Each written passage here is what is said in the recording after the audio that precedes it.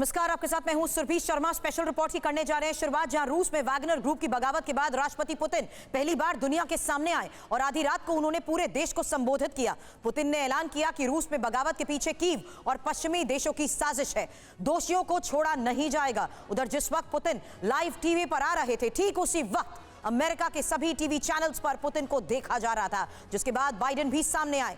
क्या कहा Joe Biden ने, डिटेल होगी आपके सामने, लेकिन शुरुआत सबसे बड़ी खबर के साथ कर रहे हैं, जहां वैगनर ग्रुप के विद्रोह के बाद व्लादिमीर पुतिन का देश को यह संबोधन। वैगनर ग्रुप के ज्यादातर फाइटर्स और कमांडर्स देशभक्त है, पुतिन की तरफ से कहा गया, और साथ ही कहा ब्लैकमेलिंग और विद्रोह की हर कोशिश नाकाम होगी। यूक्रेन और पश्चिमी देश रूस में सिविल वॉर करवाना चाहते हैं। वैगनर ग्रुप अपने घर लौटे या फिर बेलारूस चले जाएं।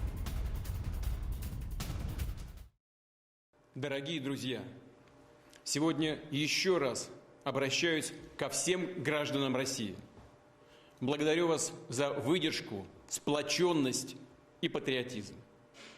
Эта гражданская солидарность показала, что любой шантаж, попытки устроить внутреннюю смуту обречены на провал.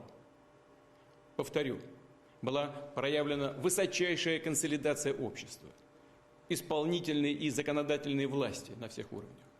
Твердую, однозначную позицию поддержки конституционного порядка заняли общественные организации, религиозные конфессии, ведущие политические партии. Фактически все российское общество. Всех объединило и сплотило главное – ответственность за судьбу Отечества. Подчеркну, с самого начала событий और पुतिन के संबोधन की 10 बड़ी बातें अब आपके सामने होंगी, क्योंकि यहां पर तस्वीरें, जिस तरीके से हालात बने हुए थे वो तस्वीरें तो देखी, लेकिन विद्रोहियों ने देश के साथ धोखा किया, ये पहली बड़ी बात सामने आई है। इसके साथ ही ब्लैकमेल और विद्रोह की कोशिश नाकाम होगी। महत्वपूर्ण ये भी है कि किस तरीके से विद्रोह भड़काने वाले अपने मकसद से भटक चुके हैं, ये बयान भी सामने आया। हमने बगावत को कुचलने के लिए सख्त कदम उठाए, ये चौथी महत्वपूर्ण बात। वहीं रूस को विदेशी ताकतों से बहुत बड़ा खतरा है, ये बात भी व्लादिमीर पुतिन की तरफ से कही गई है। और कीव और पश्चिमी देश रूस में सिविल वॉर चाहते हैं। हालांकि महत्वपूर्ण है, वैगनर ग्रुप के ज्यादातर फाइटर्स और कमांडर्स देशभक्त हैं, यह बात पुतिन ने कही। वैगनर ग्रुप कॉन्ट्रैक्ट साइन कर अपने घर लौटे या बेलारूस जाएं, यह महत्वपूर्ण रहा। हालांकि 12 पायलट्स के बलिदान ने देश को भयानक परिणामों से बचाया है और रूसियों ने एकजुटता दिखाई है, नाजुक स्थिति में एक दूसरे के साथ खड़े हुए नजर आए हैं। ये वो 10 बड़ी बातें थी जो आज के इस संबोधन में व्लादिमीर पुतिन की तरफ से कही गई। लेकिन व्लादिमीर पुतिन के आरोपों पर अमेरिका के राष्ट्रपति जो बाइडेन का भी बयान सामने आ चुका है, जहां वैगनर के विद्रोह के पीछे पश्चिमी देश शामिल नहीं है। पुतिन के आरोपों में कोई भी सच्चाई नहीं है, जो बाइडेन की तरफ से कहा गया।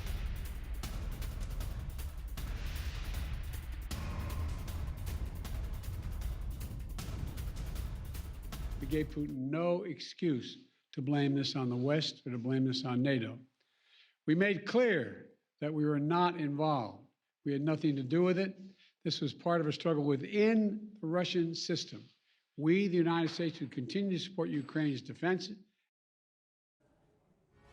और देश के नाम संबोधन के बाद पुतिन की सीक्रेट मीटिंग को लेकर भी बड़ी खबर आई, जहां सिक्योरिटी सर्विसेज के प्रमुख के साथ बैठक और रूस के रक्षा मंत्री सर्गेई शोइगु भी इस बैठक में मौजूद थे।